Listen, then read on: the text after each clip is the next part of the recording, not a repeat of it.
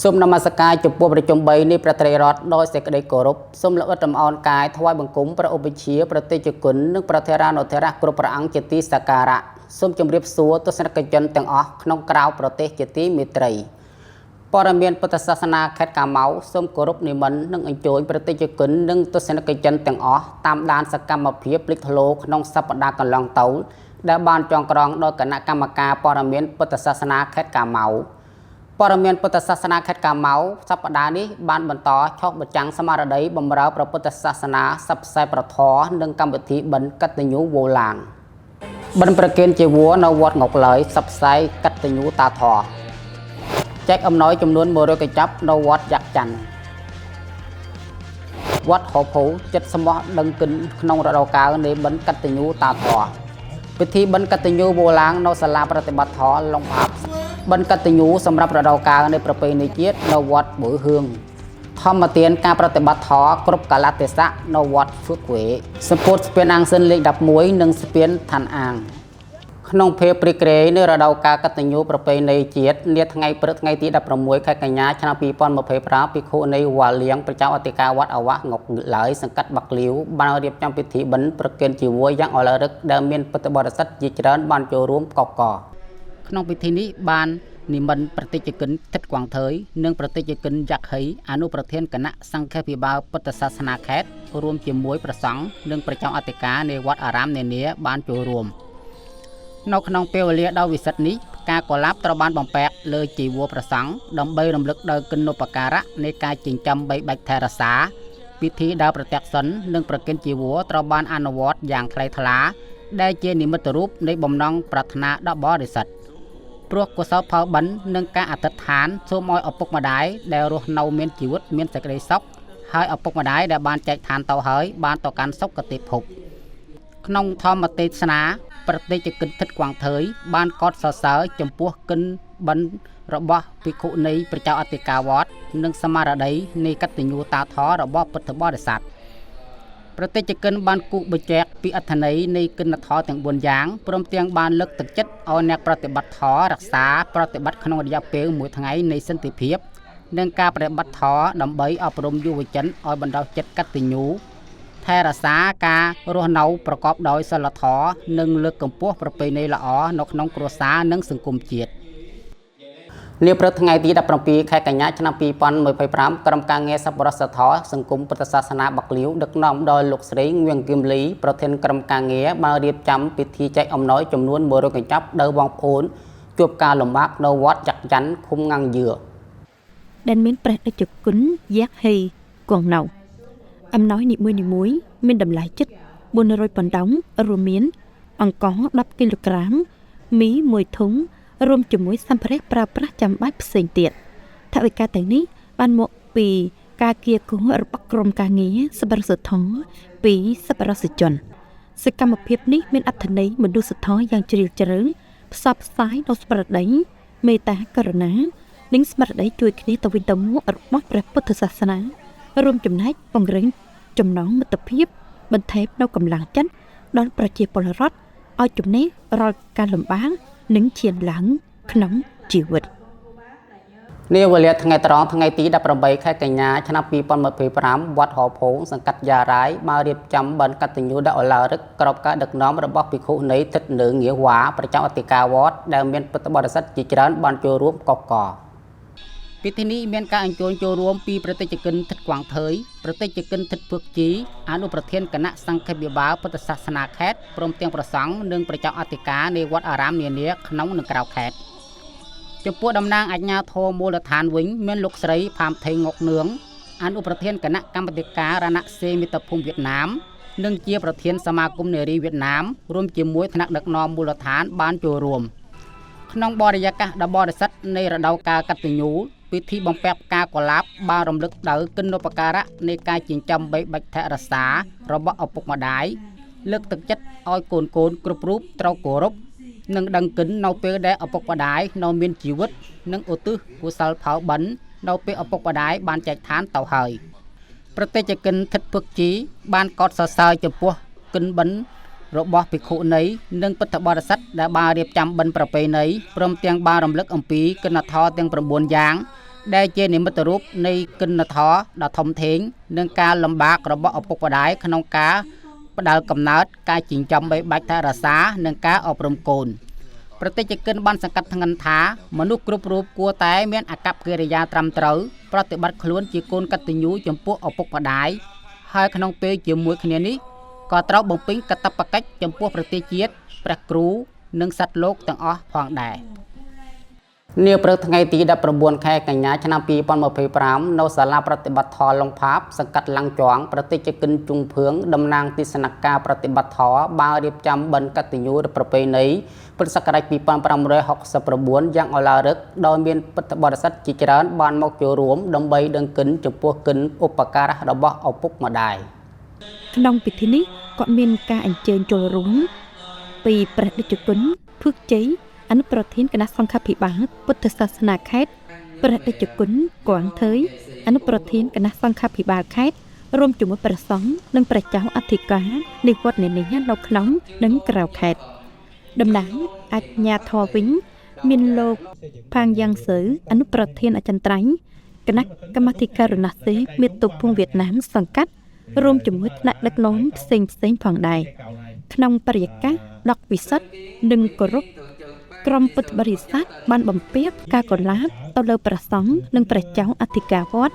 ដើម្បីរំលឹកគុណូបការៈរបស់ឪពុកម្ដាយនិងដឹងគុណព្រះរតនត្រ័យក្រុមអ្នកប្រតិបត្តិធម៌ទាំងអស់បានអធិដ្ឋាននិងឧទ្ទិសកុសលផលបុណ្យដើម្បីសេចក្តីសុខរបស់ឪពុកម្ដាយគ្រប់ជំនាន់សូមឲ្យឪពុកម្ដាយដែលបានចែកឋានទៅហើយបានទៅកាន់សុគតិភពនិងឪពុកម្ដាយដែលនៅរស់មានអាយុយឺនយូរក្នុងធម្មទានព្រះតេជគុណភឹកជ័យបានកត់សរសើរចំពោះកុសលផលបុណ្យរបស់ព្រះតេជគុណទ្រង់ភឿងនិងពុទ្ធបរិស័ទដែលបានរៀបចំបុណ្យនេះយ៉ាងឱឡារិកព្រះតេជគុណបានសង្កត់ធ្ងន់ពីគុណូបការៈដ៏ធំធេងរបស់ឪពុកម្ដាយដែលជាអ្នកផ្ដល់កំណើតចិញ្ចឹមបីបាច់និងដឹកនាំយើងឲ្យចូលមកក្នុងលោកការប្រតិបត្តិធម៌កតញ្ញូមិនត្រឹមតែជាការថែទាំឪពុកម្ដាយនៅពេលបច្ចុប្បន្នប៉ុណ្ណោះទេថែមទាំងលើកទឹកចិត្តឲ្យឪពុកម្ដាយប្រព្រឹត្តនៅអំពើល្អឆ្ពោះទៅរកសេចក្តីល្អនិងសេចក្តីសុខក្នុងពេលបច្ចុប្បន្ននិងអនាគតកតញ្ញូធម៌ដ៏វិសុទ្ធគឺការដឹងនៅព្រះសិលល្អណែនាំឪពុកម្ដាយឲ្យប្រតិបត្តិតាមពុទ្ធអាវាទទៅឈ្មោះថាជាកូនកតញ្ញូពេញលេញនាព្រឹកថ្ងៃទី20ខែកញ្ញាឆ្នាំ2025នៅវត្តបើហឿងសង្កាត់តឹងឋានភិក្ខុនៃស្ថិតនៅយឺថុយព្រះចៅអធិការវត្តបានរៀបចំបិណ្ឌកតញ្ញូសម្រាប់រដូវកាលប្រពៃណីជាតិ2025យ៉ាងឱឡារិកក្នុងពិធីនេះក៏មានការនិមន្តចូលរួមពីព្រះឧបជាថាត់ហាប្រធានគណៈសង្ឃភិបាលពុទ្ធសាសនាខេត្តប្រតិជនកិនក្នុងគណៈអចិន្ត្រៃយ៍គណៈសង្ឃភិបាលពុទ្ធសាសនាខេត្តនិងព្រះចៅអធិការវត្តនានានៅក្នុងខេត្តរួមជាមួយថ្នាក់ដឹកនាំអាជ្ញាធរមូលដ្ឋានមានលោកស្រីម៉ែថៃធុយចាងអនុលេខាអចិន្ត្រៃយ៍គណៈកម្មាធិការបកសង្កាត់និងពុទ្ធបរិស័ទយ៉ាងច្រើនកកក្នុងបរិយាកាសនៃកតញ្ញូដ៏បរិសុទ្ធនេះពិធីបិណ្ឌត្រូវបានប្រព្រឹត្តទៅជាមួយនឹងការរំលឹកគុណូបការៈរបស់ឪពុកម្ដាយប្រគេនចីវរនិងបំពាក់ផ្កាកុលាបដែលរំលឹកដល់គុណូបការៈនៃការផ្ដល់កំណើតនិងស្មារតីនៃការដឹងគុណក្នុងធម្មទានប្រតិជនកិនមិនគៀងបានសង្កត់ធ្ងន់អំពីអត្ថន័យនៃគុណធម៌4យ៉ាងគឺគុណព្រះរតនត្រ័យគុណឪពុកម្ដាយគុណប្រតិជាតិនិងគុណសត្វលោកទាំងអស់ព្រមទាំងលើកទឹកចិត្តដល់ពុទ្ធបរិស័ទឲ្យយកចិត្តកតញ្ញូជាមូលដ្ឋានប្រតិបត្តិធម៌កតញ្ញូក្នុងជីវិតដើម្បីចិញ្ចឹមគ្រួសារឲ្យមានសុភមង្គលនិងសង្គមមានសុខដុមរមនាពិធីបិណ្ឌបានបញ្ចប់ក្នុងភាពរីករាយក្រោមធម្មទានប្រសិទ្ធពររបស់ព្រះឧបជាថាត់ហាដោយបន្សើទុកនៅចំណាប់អារម្មណ៍ដ៏ជ្រាលជ្រៅអំពីស្មារតីនៃការដឹងគុណក្នុងពិធីបិណ្ឌកតញ្ញូដ៏ប្រសើរនេះនាព្រឹកថ្ងៃទី20ខែកញ្ញាឆ្នាំ2025នៅវត្តហ្វឹកវេឃុំហ្វឹកឡុងប្រតិជនកិនហ្វឹកចៅព្រះចៅអធិការវត្តបានរៀបចំវគ្គប្រតិបត្តិធម៌មួយថ្ងៃនៃសន្តិភាពក្នុងវគ្គប្រតិបត្តិធម៌នេះប្រតិជនកិនងូជីយុងបានសម្ដែងធម្មទានក្រុមប្រតិបត្តិការប្រតិបត្តិធម៌ក្នុងគោរពតរទេសៈក្នុងព្រះធម្មទានប្រតិជនគុណបានសង្កត់ធ្ងន់ថា នៅពេលដែលចិត្តមានសេចក្តីប្រាថ្នាចង់ប្រតិបត្តិធម៌ហើយជួបប្រទេសនៅកលៈទេសៈអំណោយផលការប្រតិបត្តិធម៌នឹងរីកចម្រើនយ៉ាងឆាប់រហ័សប៉ុន្តែនៅពេលដែលជួបប្រទេសនៅកលៈទេសៈមិនអំណោយផលការប្រតិបត្តិធម៌នឹងមានភាពយឺតយ៉ាវអ្នកសិក្សាព្រះពុទ្ធសាសនាត្រូវមានការអត់ធ្មត់សម្លឹងមើលខ្លួនឯងស្គាល់វិធីគ្រប់គ្រងចិត្តនិងប្រែប្រួលតាមគ្រប់កលៈទេសៈព្រះតេជគុណក៏បានបកស្រាយអំពីលក្ខណៈពិសេសទាំង5យ៉ាងនៃព្រះធម៌របស់ព្រះពុទ្ធផងដែរ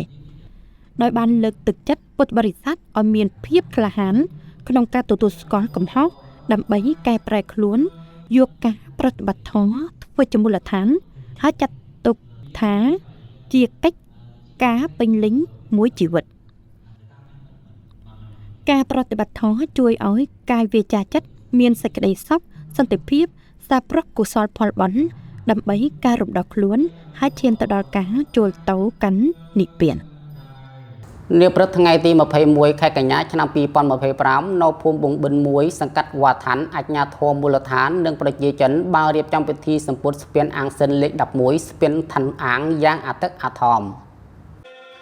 ក្នុងពិធីនេះក៏មាននិមន្តចូលរួមពីប្រតិជនទឹកយ៉ាក់ងីអនុប្រធានអចិន្ត្រៃយ៍គណៈសង្ឃវិបាលពុទ្ធសាសនាខេត្តនិងជាព្រះចៅអធិការវត្តលង្ភឿក